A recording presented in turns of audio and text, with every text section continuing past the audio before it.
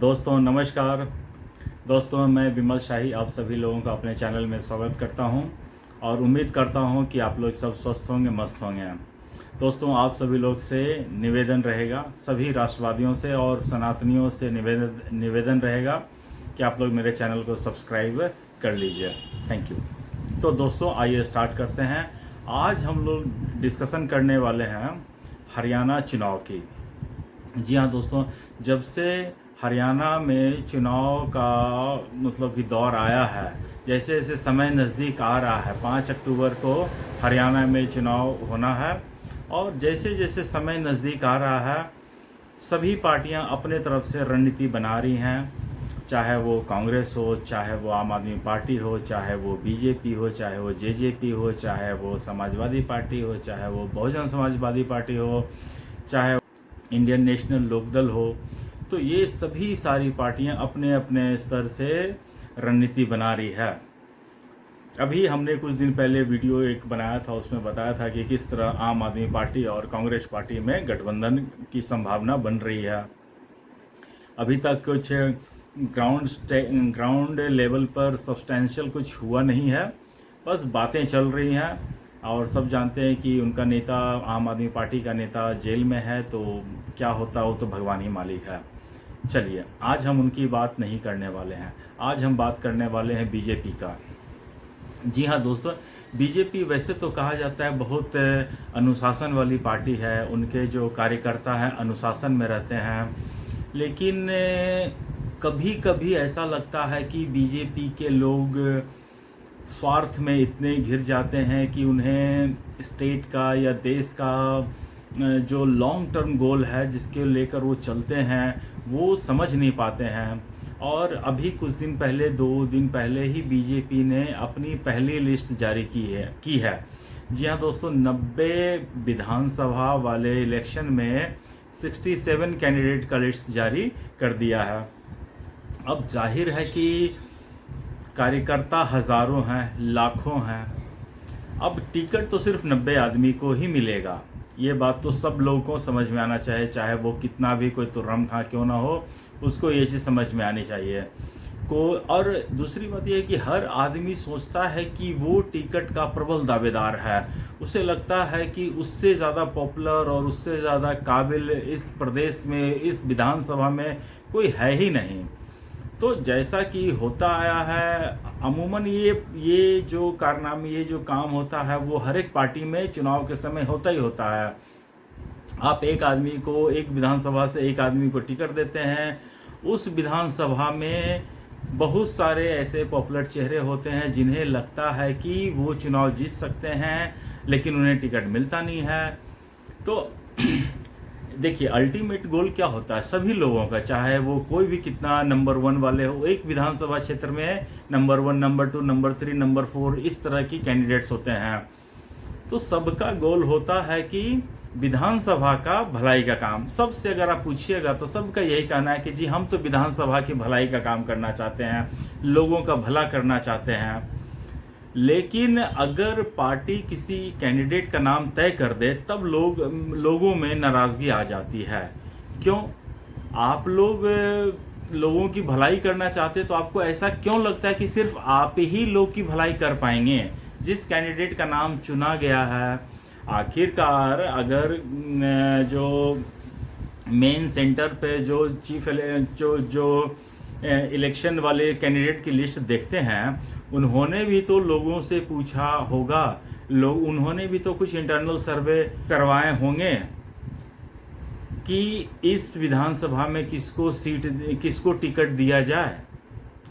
तो आखिर उनकी भी तो कुछ मर्जी चलनी चाहिए। अगर उन्होंने आपको टिकट नहीं दिया है, इसका मतलब उनके सर्वे में आपका नाम नहीं आया होगा। तो हुआ क्या है, तो जैसे ही टिकट का घोषणा हुआ है, कैंडिडेट की लिस्ट जारी हुई है, बीजेपी में इस्तीफों का दौर शुरू हो गया है।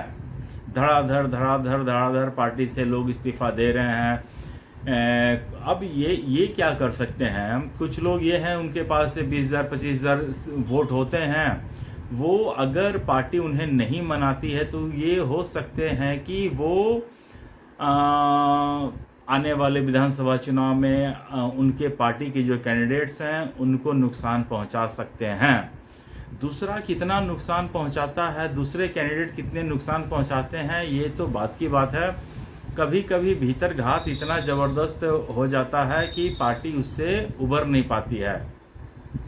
और मैं भी बहुत सारे टीवी चैनल्स पे देख रहा हूँ, जो सर्वेज आए हैं, जो ओपिनियन पोल्स आए हैं, जो अनुमान लगाए जा रहे हैं, उसमें हरियाणा में बीजेपी की स्थिति मुझे तो कम से कम ठीक नहीं लग रही है। अब और जिस तरह से कांग्रेस और आम आदमी पार्टी का कॉन्फिडेंस है, मुझे भी अब उनके कॉन्फिडेंस में थोड़ा सा लग रहा है कि हाँ, वो जीत सकते हैं।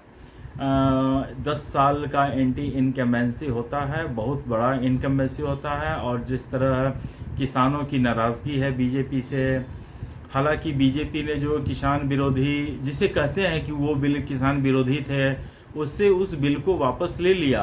अब तक तो वो सारे किसान जो मतलब इस बिल को विरोधी बता रहे थे, वो किसान तो पता नहीं अरबपति खरबपति बन चुके होंगे। तो अब तो उनको बीजेपी से कोई शिकायत नहीं रहना चाहिए।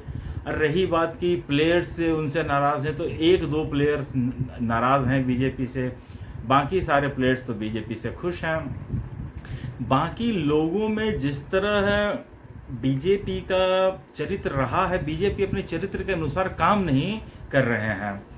बीजेपी का ये होता था कि जनता तक सही मैसेज पहुंचाना बीजेपी का असली काम होता था। इस काम में कांग्रेस उतना अच्छा होता नहीं था।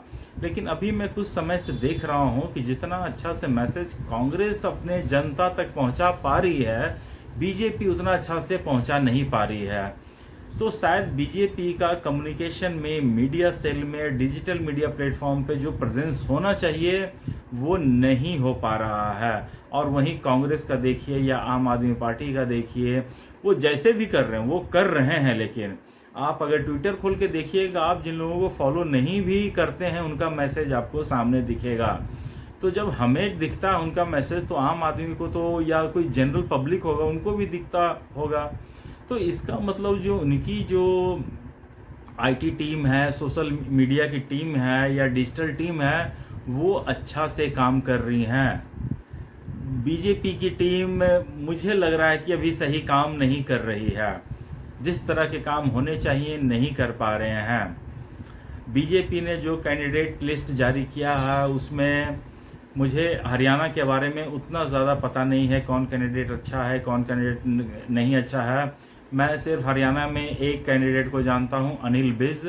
वो बहुत अच्छे हैं, वो बहुत मतलब कि जितनी बड़ी उनकी शख्सियत है उतना ही विनम्र आदमी वो हैं। और कई बार ये होता है ना कि बीजेपी विनम्र आदमी को थोड़ा ज़्यादा ही झुका देते हैं, और अनिल विज के साथ ऐसा ही होता है। अनिल विज जितना कर सकते हैं, जितना उनमें पोटेंशियल है, बीजेपी यूटिलाइजेशन किया नहीं है। शायद बीजेपी को मतलब कुछ सोचना चाहिए, उनके जैसा कद्दावर नेता का पोटेंशियल का यूज़ करना चाहिए अनिल विज का। और बाकी भी अच्छे हैं, लेकिन मैं सिर्फ उनके बारे में ज़्यादा पढ़ा हूँ, ज़्यादा सुना हूँ, तो मैं ये उनके बारे में बात कर रहा हूँ। तो दोस्तों, आज के लिए बस इतना ही। और भी जैसे कुछ अपडेट आता है मैं आप लोगों के सामने आता हूँ फिर। और तब तक आप लोग खुश रहिए, स्वस्थ रहिए, मस्त रहिए। नमस्कार।